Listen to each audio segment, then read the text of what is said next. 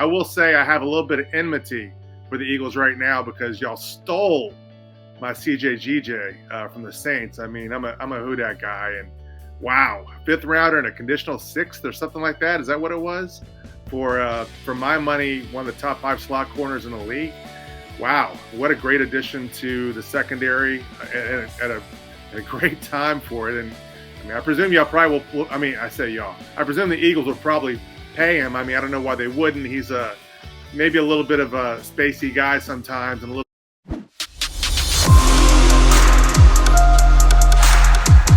Our next guest making our Football Playbook debut is a really good friend of mine, someone that I've admired throughout my career and somebody that I've kind of grown up within this business. He is author of Moving the Chains, author of Scout Speak that I discussed earlier on in the show. He's also got a website called succeedinfootball.com that gives you advice on how to break into the business, how to advance your career in the business. And he's also a consultant to the XFL and the founder, creator, CEO of InsideTheLeague.com. Neil Stratton checking in from Texas down there. Good morning, Neil. How are you today?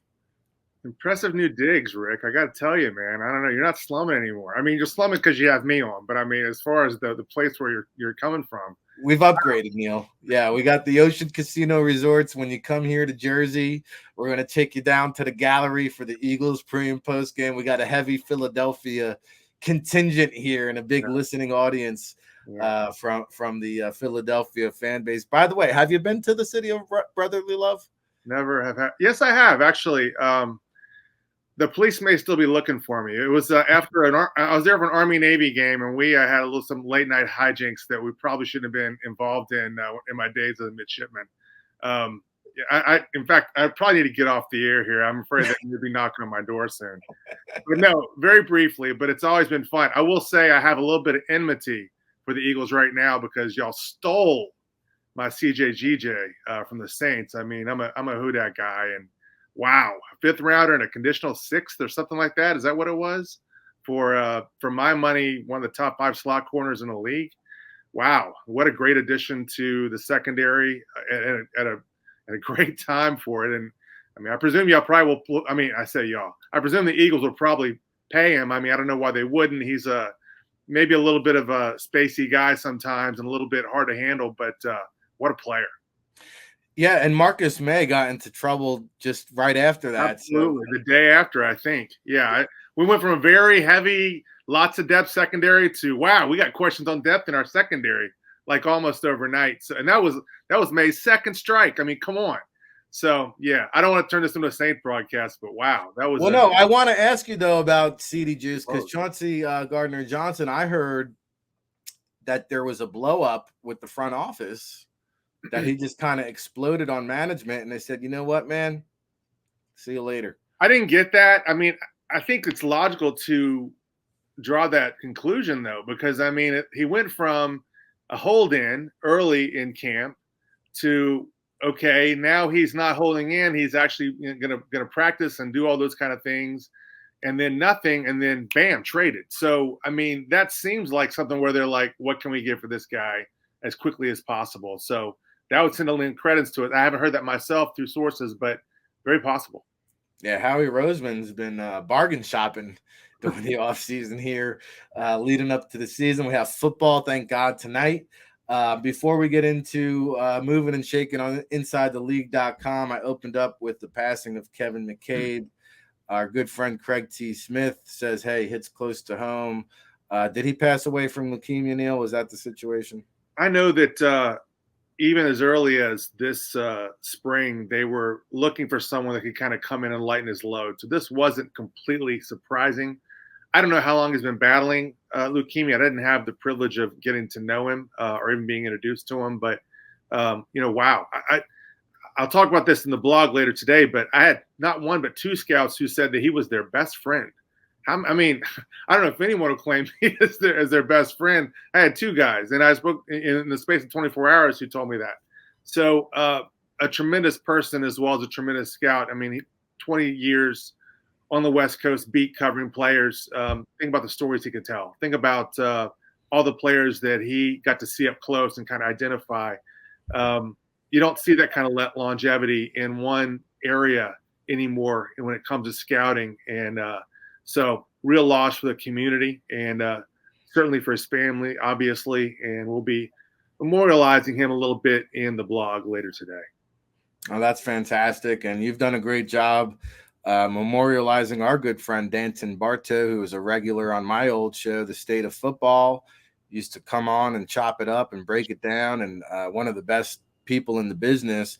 And you've actually gone and created the Bart Awards that I've been honored and privileged to be a part of at the NFL Scouting Combine in Indianapolis, where Neil hands out the Best Draft Award, GM of the Year Award, and Neil has so much respect within the NFL community that entire teams, their entire front office will come. And we had about 30 Broncos representatives from the front office come and accept the award this year. So this year's Bartow Awards nominees are open for voting. Tell us how the process works. Tell the listening audience a little bit more about that.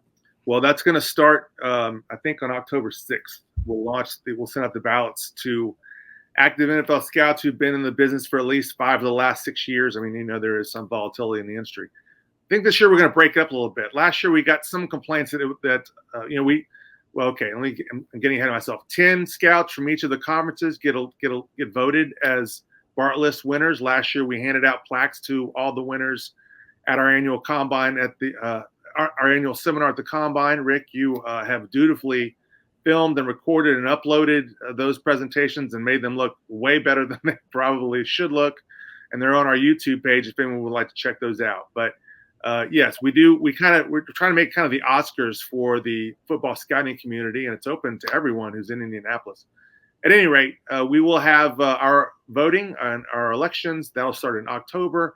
We're probably going to do something that'll be more like 5 that have executive experience. So it doesn't just become, hey, look, these are former GMs that everybody kind of knows, and kind of turn into a popularity contest. I want to really make it something to honor the guys that are the foot soldiers, the guys that are on the ground, that are covering the industry, that don't get a lot of press, don't get a lot of acclaim. And so hopefully their peers will give them that attention. So we'll be doing that in October. As you know, we will also hand out the Best Draft Award. We'll do the balloting for that early next year. And of course, we'll also have a couple other awards this year. A little different for the Bart List. We're not going to announce the awards when the balloting is completed. We're going to wait till the seminar, and we're going to debut that then. And so we'll hand out those awards then. We'll let everyone know who the winners are. Again, hopefully bring some recognition to some of the people who are most often overlooked but worthy of. They play a key role in this industry. Always overlooked. I mean, this is where the NFL cuts its corners, believe it or not. The scouts get disrespected, shortchanged all the time. There's no union. There's no agents for the scouting community. They get the shaft pretty big time in the NFL. And Neil Stratton covers it as well as anybody. And we've got him here, CEO, founder of InsideTheLeague.com. Nobody does a better job of reporting on the scouting and agent community. We'll get to the agent stuff in just a second. One of my favorite things that you do, though, Neil, is Friday. You get the Friday wrap sent to your inbox. It's a free newsletter. I recommend anybody who's a football fan to sign up for this at InsideTheLeague.com. And speaking of scouts, you'll be catching up with the former Washington Commander scout, Mel Bratton, in this week's Friday wrap. What else? What are we going to talk about with Mel? What else you got going on in the Friday wrap? Mel's now an agent, doing a great job. If you read the Friday wrap last week, he was he represents a player that was not drafted but did make a 53-man roster. I believe there were 56 UDFAs who made rosters this year, 53, not the practice squad, the actual roster. So you'll see them in action this weekend. So Mel, we'll talk about that. He'll talk about his days in Washington and what he remembers most about being a scout, what he misses most about being a scout. Would he still be a scout if he could? He's got some interesting answers there. We'll also be looking at the vagaries of NFL opening day rosters. I mean, there are a lot of untold stories. Where are these guys coming from? How many of them are from previous draft classes? How many are anything? We're going to kind of do a lot of it, kind of do a deep dive into the rosters and what they look like, and we'll be focusing on the 53. We may talk a little bit about the PS as well, but just kind of some of the stories, some of the things that you don't hear about, the makeup, what years they came from, what teams drafted them, all those kinds of things that may interest only me, but everyone gets to read about it, whether or not they like it. Tomorrow at 7:30 Eastern is when it hits inboxes. No, this is what I live for, and I did read the Friday Wrap last week, actually, and I wanted to ask you about the 56th undrafted free agents. People might not know 27 to 33% of every roster consists of undrafted free agents, and I saw a stat that there was more undrafted free agent roster players on the 53-man than 6th and 7th round picks combined. So specifically, I want to toot the horn of the NFLPA Collegiate Bowl scouting department. Maybe where you're going with this, Rick. I also learned reading inside the league that 12 players from the NFLPA Bowl not invited to the combine made 53-man rosters. Hey, listen, man, maybe they didn't make the cut for Indianapolis, but they made the cut where it counts, and hats off to you and Dane, of course, and everyone at the NFLPA game. Y'all did a fabulous job. I mentioned Damon Talbot, who's I think he's been on this show before, a longtime friend of mine, a friend of ITL, did a great job at the Hula Bowl. We try to give some recognition to some of those all-star games that got players in their game, but those guys maybe didn't go to the combine, but they got their names called when it counted most, and that's on cut down day when they got to be kept around and have turned their playbook. So, again, hats off to the job that all the all-star games do. Everyone, I think, all the games had at least one or two players that made it that weren't drafted, and at the end of the day, that's the real evaluation. That's what really counts, and that's what really matters. And they were validated by NFL teams last week. Yeah, and I know you do some things with the College Gridiron Showcase folks. I think you guys had about 6 undrafted. Right around there, right around there. The Trop did well too. Had about a similar number. All the games. Someone gave me a hard time because I didn't mention the Senior Bowl. I think they had 2 UDFAs that made. Listen, the Senior Bowl, they get their credit elsewhere. It'd be great too. I'm representing them today. I'm in full form today. Look at you. Yeah, everybody. Listen, I take my hat off to everyone. Eric does a great job. I mean, obviously, y'all do. There's so many people that are, talk about people that don't get a lot of credit. Jose and Craig with My Game, Michael with the Tropical Bowl, everyone that's out there that's, bringing these kids in, giving them an opportunity to get in front of scouts and that might not have seen them the way they needed to, at least, the way they wanted to. And those all-star game appearances might have been the difference in getting them on the 90-man roster, which led to 53 and led to, some unique opportunities and some pretty cool stuff. Oh, by the way, Neil does consulting for the XFL. I don't know what your official title is there, Neil, but those players that didn't make the cut will have an opportunity coming up in spring ball. We'll get into your XFL duties next week when we have you back on. I know that for the NFL agent exam, results are in. No results yet, and that's been a lot. There's been a lot of frustration. I'm fielding 2 or 3 calls and texts today from people who took the exam on July 20th. They're still waiting on that. And again, I know that's probably not of interest to the NFL fandom, but it's of tremendous interest to those people that spent $2,500 and now are up against an October 1st deadline to spend their next $2,500 if they pass. I mean, not everybody's got that money just laying around. It's a little easier maybe to plan for that if they know they've passed the exam. And here we are 50 days out. I think I've been tracking for about the last 10 years how long it's taken to get those results. And I think it was only 2015 where it was 56 days. So we're really pushing the limits. This year was a different one because they had some technical issues and there were some people that didn't even get to take the exam as a result of that. And so they've had some things they had to deal with. At the same time, the clock is ticking. And if you're talking about an October 1st deadline for getting that second 2,500 in, the earlier the better on finding out if you made the grade or not. All right, he's Neil Stratton. He holds it down at InsideTheLeague.com. If you don't know, now you know. We're so happy to introduce you to our expanded audience here, Neil. We'll buckle up, hopefully get you on again next Thursday. Absolutely. And the fall weather has come, even down there in Texas, right? Well, yeah, if you count low 90s fall, which is what we do. Once it gets under 95, we're celebrating the advent of fall down here. So we're really excited. Not sweating quite as much. So it's when I always say fall doesn't really start to Halloween in Houston, but that's how we do. We're used to it.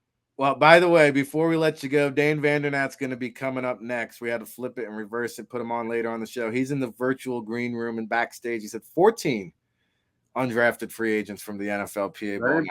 We'll have to update the facts and figures. Neil Stratton, good friend of the show. Appreciate you, Neil. We'll get you back on next week. Chop it up, break it down. A lot of Eagles executives maybe up for the Bartow Awards. And when we come back, I'll give you an update on Big V. I'll give you an update on Dallas Goedert, and we will break it down with Dane Vandernat, all brought to you by the Ocean Casino and Resorts. It's the Football Playbook with RSC. We'll be back right after this, TFB.